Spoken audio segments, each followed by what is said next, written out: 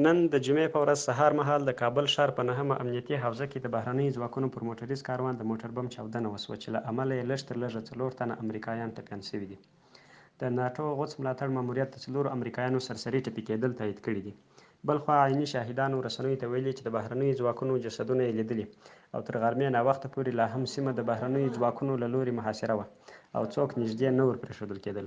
د کورنیو چارو وزارت ویاند نصرت رحیمي وایي د بهرنیو ځواکونو له تلفاتو خبر نه دی، خو 4 تنه ملکي وګړي وژل شوي او 6 نور ټپیان دي.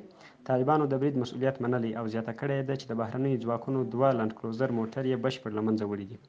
طالب ویاند ذبیح الله مجاهد په خپره کړې خبرپاڼه کې لیکلي برید د صدیق په نوم د خوست اوسیدونکي کړی چې پکې د بهرنیو اشغالګرو 2 لنډ کروزر موټر ویجاړ شوي او 10 تنه بهرني اشغالګر چې نظامي افسران هم پکې شتون لري وژل شوي دي.